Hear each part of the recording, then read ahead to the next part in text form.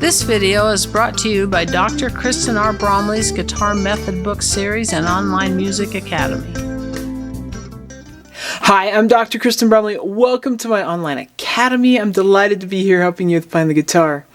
In this video, I'm going to go over the most common bar chords used on the guitar, and I'll explain the concept of bar chords, the voicings, how we use them along the fretboard to play different chords. It's going to be great. This video does accompany Lesson 15 from my Chords and Harmony Books 1 and 2 Method book. We're going to be on page 95 with this video as we're learning some bar chords and just some principles that go with bar chords, how we can use them to play chords all along the fretboard. It's going to be great. Okay, so the first thing that we need to learn when we're working on bar chords is the chord shape. So this is what's awesome about bar chords. We learn one chord shape and we can move that chord all along the fretboard. So we've played some bar chords before, intermixed with other open position chords for the most part. So we've played all the shapes before that I'm actually going to go over in this video, but we've learned them as a specific chord and we've played them with other chords that we know as specific chords. And what's incredible, at this point in the lesson series, we have learned so many chords in first position.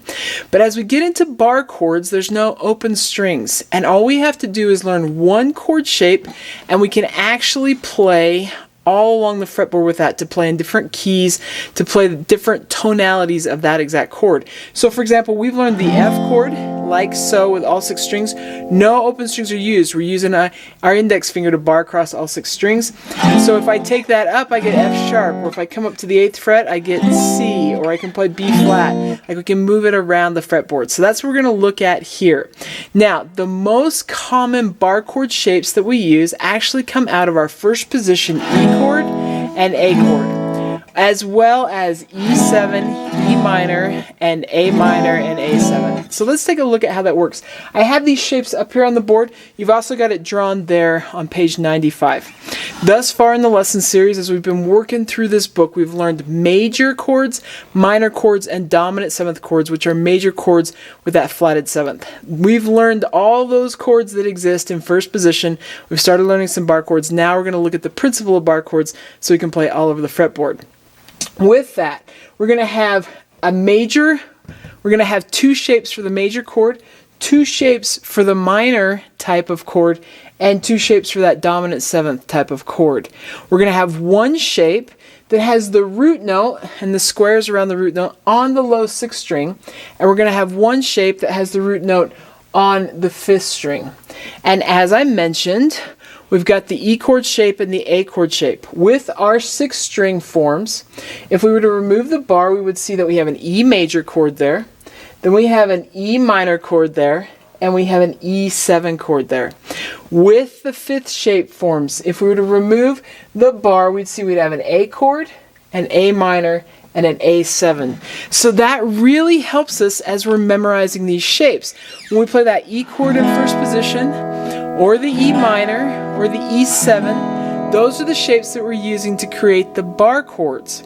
See, we use open strings with these, but if we alternatively put our index finger at the 1st fret and create those same shapes, we get the F major chord, we get the F minor chord, and the F7 chord. So our 6th string forms, the forms that have the root on the 6th string, which is going to really matter here in a minute as we see how to move these along the fretboard, those come out of the E chord shapes. And then over with the 5th string forms, those come out of the A chord shapes. Because of the A chord, we play the top 5 strings. Wherever we don't have fingers, we have open strings. So we have the A chord, the A minor chord, and the A7 chord. But if we put a bar at that 1st fret across those top 5 strings and mute that low 6th string, as we've learned to do. So every time I do a bar across just the top 5 strings, I always set my index finger that's playing this bar up gently against that 6th string so that it doesn't mute, so that if I strum it inadvertently, then it's not going to ring and change the sound of the chord.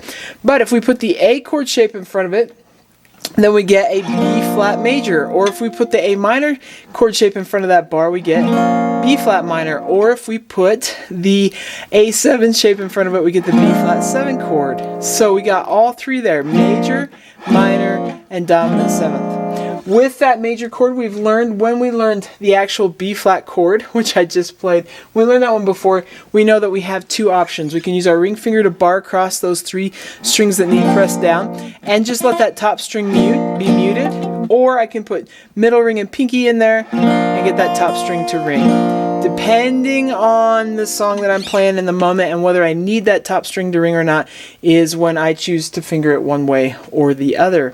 Okay, so we have the shapes, and these are familiar to us if you've been going through the lesson series. If not, that's okay. You can learn these shapes. Hopefully you know the A minor, A7 chord and the E minor, E7. If not, you can learn those. Okay, but the first thing when we're learning bar chords is to understand the shape, to know a shape. So now we've got a shape with the root on the 6th string, and we've got a shape with the root on the 5th string for each of these types of chords, major, minor, and dominant 7th, which are the most common types of chords that we play on the guitar.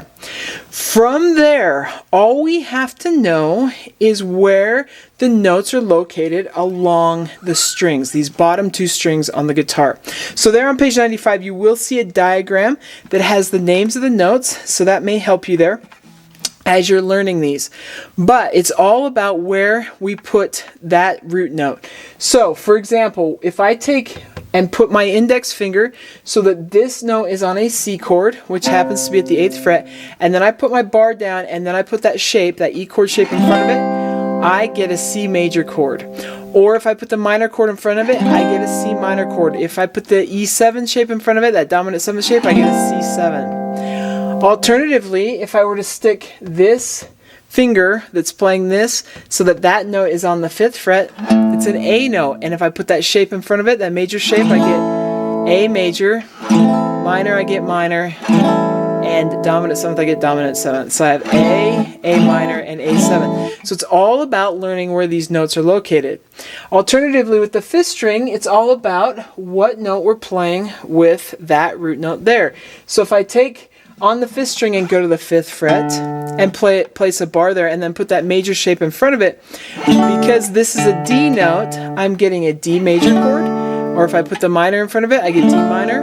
Or if I put the dominant 7th shape in front of it, I get a D7. So I'm using my A minor, and A7 shapes in that case, and it's all about where this finger is located on the 5th string.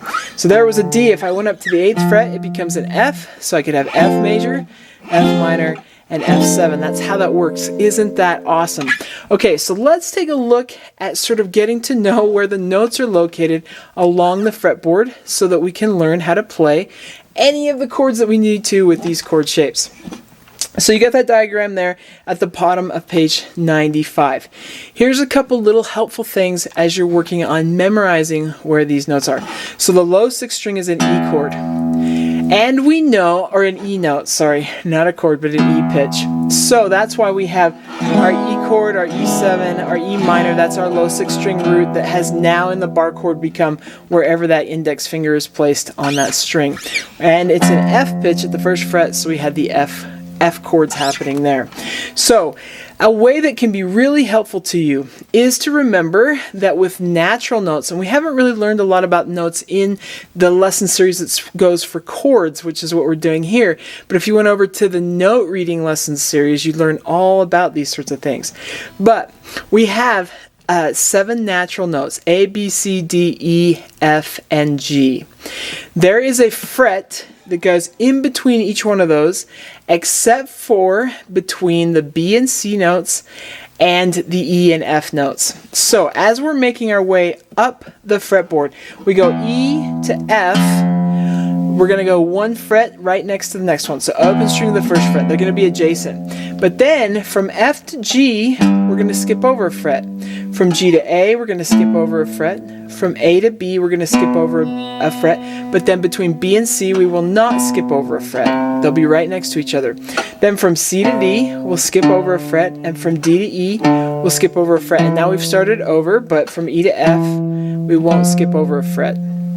So we get what's called the natural notes on that low 6th string, on the open string of course, but then frets 1, 3, 5, 7, and then 8, 10, 12. And then it just starts over at fret 13, the same as it is at fret 1. So it can help you to remember 1, 3, 5, 7, 8, 10, 12, and it just goes up alphabetically. F, starting on that F note, F, G, A, and then B, C, D, E. So 1, 3, 5, 7, 8, 10, 12. Then what happens is any sharp will be 1 fret higher than the note, the natural note that it's sort of named after, and flats will be 1 fret lower. So we have an F at the first fret. We're going to have F sharp at the second fret. It's going to be 1 fret higher than F. And a sharp will look like a pound sign right next to that letter F. So 1, and then it's going to be F sharp, kind of like an F and a pound sign or a hashtag sign. That's what the sharp sound looks like. Then we're up to G, and now it's going to be G sharp at the 4th fret. We have that A at the 5th fret, A sharp at the 6th fret, and then B at the 7th, and C. If you saw B sharp, it's going to be the same as C because there's no frets in between there. C's at that 8th fret, C sharp is going to be at the 9th fret, D at the 10th, D sharp at the 11th, and we're back to the E. So that's how it works. Now in reverse, flats are 1 fret lower. So we have that E at the 12th fret, E flat's going to be 1 fret lower. We have that D at the 10th fret, D flat's going to be one fret lower. C's at the 8th, C flat happens to be the same note as B natural, but it's 1 fret lower at the 7th. Then we have that B note, B flat is at the 6th. We have an A note at the 5th, A flat at the 4th. We have the G note at the 3rd fret, G flat at the 2nd. Then we're back to that F, and of course you have the open string. So that's how the 6th string works. So if you can remember that, and maybe we already kind of know the F chord, and we're used to that one down there, so that one's pretty easy to remember. If you remember from the 3rd fret up, frets 3, 5, 7, 8, 10, 12 are the natural notes, and we go G, A, B, C, D, E. Now on the 5th string, the same sort of pattern is going to apply. Between the B note and the C note, there will be no fret in between those two. They'll be adjacent. And between the E and the F, again, those two will be adjacent as well. No fret in between. But for the rest of the natural notes, there will be a fret in between. So our open 5th string is an A pitch. We know that every time we tune the guitar. So from A then to B, we skip to the 2nd fret. No frets in between B and C, so we just go up to the 3rd fret for C. Then between C and D, we skip up to the 5th fret. Then up to the 7th for E. No frets in between E and F, so we go back to the 8th fret. And then we have F to G from that 8th fret to the 10th fret, so F to G, and then G to A from that 10th fret to the 12th fret, just like that. And then of course we get our sharps and flats as well. So we have that C note, we'll just start there, or we have the open A. You could have A sharp at the 1st fret, which is also B flat, but we have that B natural there at the 2nd fret. But from C, C sharp at the 4th, then we have the D, so D sharp at the 6th, then we have the E, E sharp would be the same as F, so we have the F at the 8th, so F sharp at the 9th, then G at the 10th, G sharp at the 11th, and we have the A there at the 12th. In reverse, we get A flat back at the 11th, 1 fret lower than A that's at the 12th, then we have G, G flat at the 9th, then we have F, then we have the E, that's at the 7th, so F flat is the same as E, F being at the 8th fret, E at the 7th, then E flat is at the 6th, we got D at the 5th, D flat at the 4th, C at the 3rd, C flat is the same as B, we have that B and then B flat, and then we have the open A. So that's all there is to it. Now, as you start to learn different progressions and start to just learn where to put the chords, you start to memorize these. And a really great trick actually is to just start out by playing the root with an index finger in a chord progression. So if we had a chord progression, for example, that went B flat to E flat to F and back to B flat. So I'm at the 6th fret with my index finger on the 6th string, and then I'm at the 6th fret with my index finger on the 5th string, and then I would take my index finger up to the 8th fret there on that 5th string. I would have the root and then back to B flat on that 6th string. I could just play a strumming pattern like down, down, up, down, up, just playing each one of those notes. just by playing that note and letting my index finger just sort of press down and mute the other strings. That's a great way to practice when you're learning a chord progression, just finding those roots and getting the index finger where it goes. So I'd have that B flat, to E flat, to F, and B flat. Now if I need to practice getting the bar happening, I could just do the bar, even though it's just going to be kind of an interesting, very jazzy sounding chord without putting our notes in front of it. But you can get used to just playing the bar. Then we add the shape in front of it. Because all those are major chords, I would go ahead and put my major chord shape in front of each one of those. When I'm using that 6-string root, then it's going to be the 6-string form, which is the E chord shapes, because the open 6th string is an E. So we'd have the E, and then I got to make, which is now a B flat. Now I got to make the E flat, and I'm going to use the 5th string forms because my root's on that 5th string, which happen to be A chord shapes because the 5th string is an A pitch. So I'd have my little A chord shape in front of that bar. Then I got to go up 2 frets, same thing with the F, and then I'd be back to B flat. That's just right in the center of the neck. So we'd have B flat, E flat, F, and B flat. If alternatively I was playing G, C, D, and G, my G is down there at the 6th string, I could play my G, my C, my D, and G, doing that same thing down there.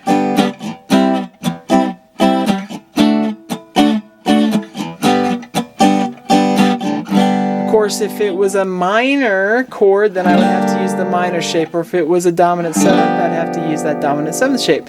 So if it went G minor, C minor, D minor, G minor, I had G minor, C minor, D minor, and G minor, using that shape, that minor shape, to match the quality of chord that the chord symbol suggests for us, and we're used to that sort of thing. Or if it was G7 to C7 to D7, I'd have that dominant 7th shape, the E7 and A7 shape, so I'd have G7, C7, D7, and G7. And it works just like that. Okay, so hopefully that introduction to bar chords is really useful for you and you're kind of comprehending that. It may be a little bit overwhelming, so what do you need to do? You need to start working on some chord progressions that use these chords and start learning the chords, get used to the chord shapes, get used to finding the different chords. So, in the next 6 videos that come out, we'll be working through 5 songs at a time that come from lesson 15 here in the book. So we'll work together, we'll jam. You, me, and the band will be jamming on these different chord progressions, working with the bar chords. So in each of these videos, I help walk you through finding where those chords are. And we'll have some great strumming patterns that we'll be working on as well, mostly that were introduced in lesson 14. So lots of new strumming patterns to work on as we're jamming on these different chord progressions, working on our bar chords, getting our playing happening all over the fretboard. It's going to be awesome. So I'll see you in those next lessons. The next 6 lessons the next 6 video lessons that go with lesson 15 will each address and help us practice 5 of the songs from this lesson in the book. So it's going to be super fun. Take care, and I'll see you again. Thanks for watching this video. If you found it helpful, please hit the like button and subscribe to the channel. And be sure to check out more great content. You can find more information about me and my products at KristenBromley.com. Take care.